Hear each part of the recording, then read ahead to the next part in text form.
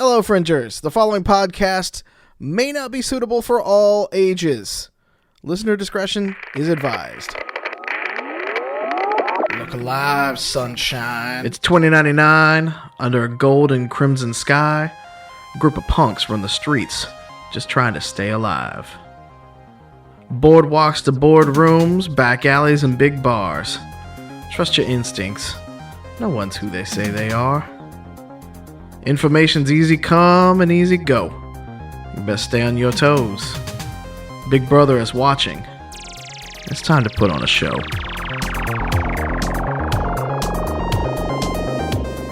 Hello everyone and welcome back to the latest episode of Angel City Stories. My name is Sean, aka Mallow. I am your GM and the co-creator of IDENTECO. And joining me in the studio today is... Joe. Who is playing... Grifter / Muffins. Explain a little bit about Grifter and Muffins for me. Grifter is a ROV operator. In description, kind of, this sounds so generic, I know, but stereotypical white dude. Kind of mousy, not super, physically imposing or anything. Brown hair, brown eyes, nothing like fancy or memorable about him, except for the fact that probably his true love of his life is his ROV named Muffins. She is basically how he lives his life. He tries to live through her vicariously because flesh bodies kind of suck. Describe Muffins a little bit, because Muffins is an ROV, robotically operated vehicle. So it's about 9 foot tall? Yeah, I think we settled on something about 8 feet, 9 feet. Yeah. I don't think we ever really 100% hammered that out, but we've kind of just generally been in the 8 to 9 foot range. And honestly, with Muffins, it could vary. Mainly because little bits and pieces get blown off here and there, and we just kind of hodgepodge her back together. Nominally, she started out as what would basically be the equivalent of Identico military surplus. Yeah. Questionable legalness of acquiring that one. And since then, she's been rebuilt and repurposed and reconstructed many times. Yeah. So as of right now, she kind of looks like something like a walking rust pile. And that's specifically because as early in as a character, I kind of decided that Muffins, whenever things are replaced, she's never repainted. Oh, okay. So every piece that gets reattached is just whatever color it is to begin with. So whatever color from the junkyard, basically. Yeah, pretty much. Yeah. I never go over, I'll do basic maintenance on her, but I won't clean off burn marks or bullet holes. We might fill them in, but we don't repair the paint around it, that sort of thing. So she's kind of I wouldn't say exactly junk heap, but she definitely has seen some love. Yeah, yeah. And at one point, I haven't decided if this is canon yet or not, but at one point someone actually, as a prank, had welded on a little eye hole with little fuzzy dice hanging down on her chest. And of course the dice started out as kind of like a hot pink, but now they're kind of burned and scorched. So they just kind of look chunky.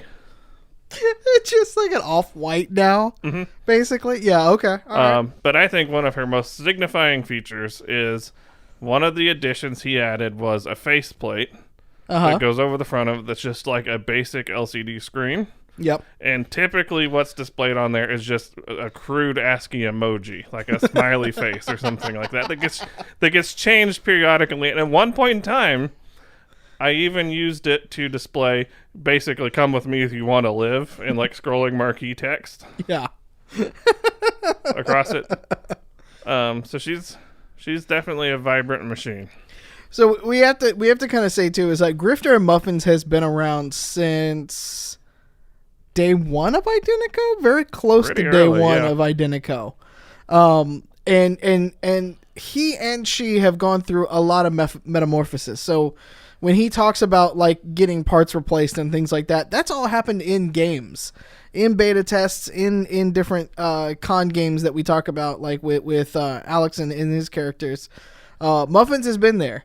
Muffins is so well known that like if we sit there and we steal from Titanfall and we go prepare for Titanfall and when everybody looks around, they look around for Joe.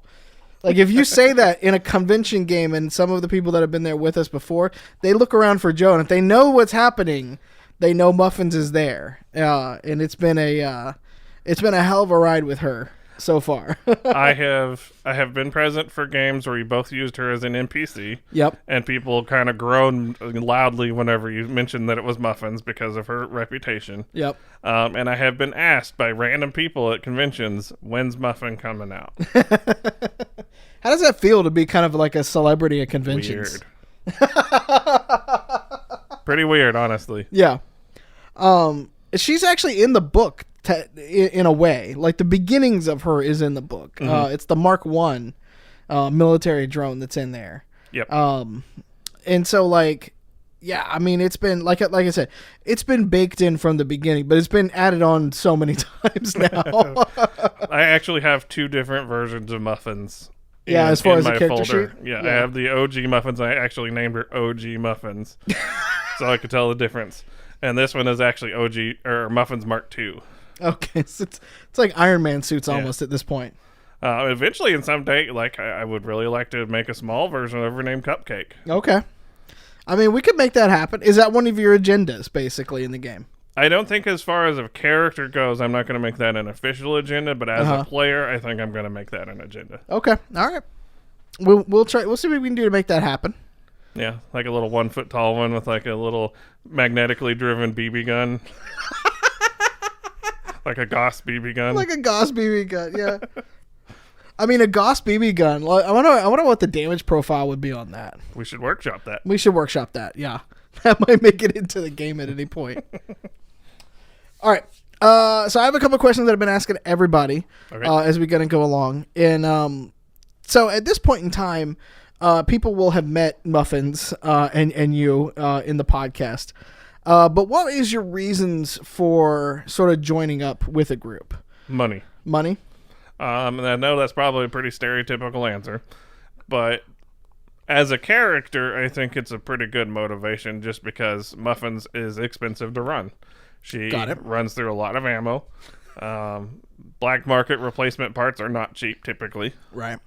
But yeah, his big thing is being able to afford the cash to continue, or be able to make the cash to be able to continue being Muffins. Because like I mentioned, he lives through her vicariously. Yeah. So he doesn't like his flesh body very much. So keeping her operational and happy is one of his driving goals. We should note that there has been at one point in time in one of the convention games that we've ran that Muffins has literally picked up the meat body and carried it to the next objective. Yep. That's happened a couple times, actually. Yeah, because it's, what's the easiest way to go? I mean, just I believe one giant of those, robot. Yeah, I believe one of those times I threatened to custom order one of those big, like, baby carrying backpacks for Muffin. Oh, shit! I forgot about the baby born incident. Yeah, and there have been times I've legitimately considered ways to let Muffins carry the meat body safer. Like maybe like kind of a crude box or a shield or something, so it's not getting shot up while being carried around. It's like what's the Tesla truck? Yeah, like that kind of thing of baby Bjorns. She tends to draw a lot of fire, and that can be bad for my health if I'm being carried by her at the time. Yeah, but you start a lot of shit. Let's be honest. I do. And so far to date, I've only carried one other player with Muffins, and that player unfortunately caught a whole lot of shrapnel from an exploding missile. So was that Blizz? No, that was one of the random characters at a con. Oh, okay, all right. Yeah. Well, Blizz has his own backstory that we'll eventually get into as he kind of makes his way in and out of the podcast, but. Yeah. Muffins has taken him out a couple times too. A few times. Yeah. It's just one of those cases where the character was in a dire situation and I happened to be nearby and they're like, I'm going to jump on the back of Muffins. And I gave him a warning. I was like, this is not a great idea, but you're welcome to come along. Yeah. Yeah. So. All right. the next question that I sort of have on this one is like, in your past, which is long and lengthy at this point, like, who have you wronged that has lived? I guess I should caveat that. Who have you wronged that has lived? Well, if we want to go by all canon, basically everybody. If we want to go by this canon, quite a few people. Okay. The thing to remember about Muffins, and I'm sure you're aware, but the listeners need to know, Muffins does not have any kind of, what's the word I'm looking for? Tact or subtlety. I have been known to get people's attentions, like in a particular game. I don't think this one's canon, but there's so much I don't know. It's hard to keep the timeline straight. Yeah. I got everyone's attention in the bar by throwing the bouncer through the window and then hosing it with a minigun. Yep. So I'm sure that I have pissed off a lot of people. Actually, if you search for the Super Magical YouTube channel, you might be able to actually find that game.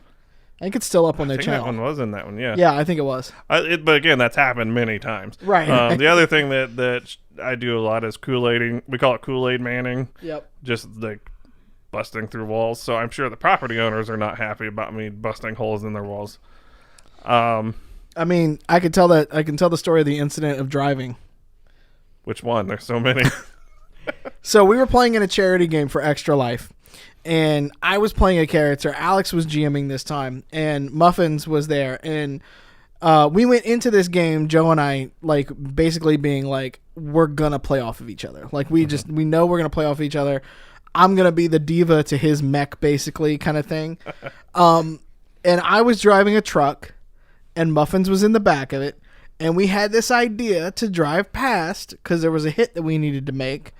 I don't even know why we had to hit that bar. We were trying to snatch one of the guards out front to question him for information about where his boss was. Yeah.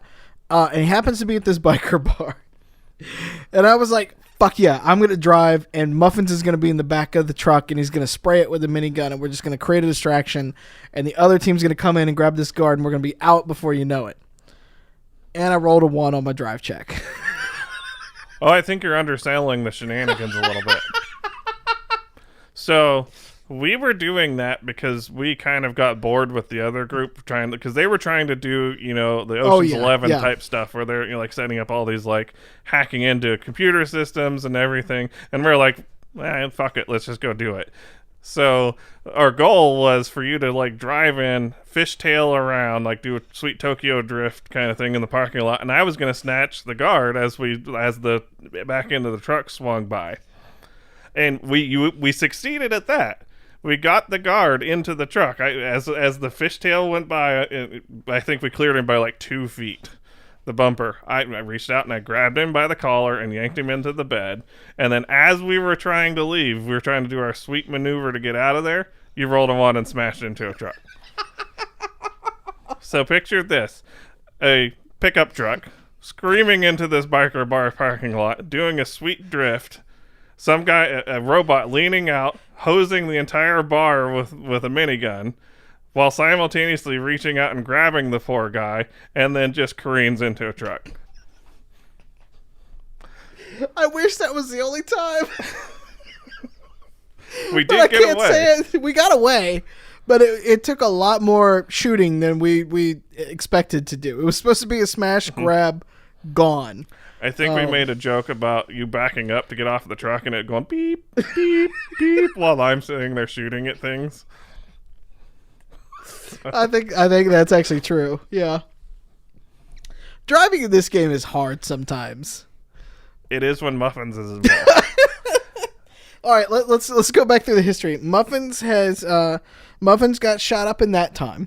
Mm-hmm. In her history, she was coming back from Texas at one point and rolled a 1 on her jump check, essentially. Yeah, I was in a box truck. And you were in a box truck, so you couldn't punch through the top of the box truck. I was trying to jump out through the top of the box truck because I was like, it's thin plywood. Like, what's it going to stop me? Rolled a 1, pancaked into the top of it. What else? Last time that we were doing a test run for this podcast, we were at a local game store, and Bunny Boy rolled consecutive 1s And then Eve rolled consecutive I ones. Because I did change cars at one point. Yep. And because I was like, okay, this is going badly. So I got into that. And then it started going bad. Our friend Hoover was driving in one car and was trying to do this sweet thing where he ramped off of a thing into another ROV. Managed to fail the roll. I still ended up on the ROV, but it was sans the car. So it got done, just not the way we wanted to. Took some extra work for sure. I was actually talking to Cassie about this a couple months ago. Yeah. And she said, that kind of makes sense because if you take an 800-pound robot and put it anywhere on a vehicle, you're going to mess up the suspension and the driving characteristics. I guess so, yeah. So I'm just going to, instead of calling it a curse, I'm just going to call it physics. Well, expect more of that probably that's happening because Bunny Boy's your wheelman, so we'll see how that goes. With this group especially, we formulate these grand plans, and they often end up being something else. Yeah, as you've no doubt will hear or have either heard in the podcast, depending on when I release this thing. So you will hear. All right, you have an engagement model for Muffins that folks will become very very familiar with. In the, what is it, like 2 shots? 1 shot's a warning. The 2 shots I start powering up. Yeah, basically. Yeah. And what does it use when she powers up? What's the sound that she makes? It's the old Windows XP login sound.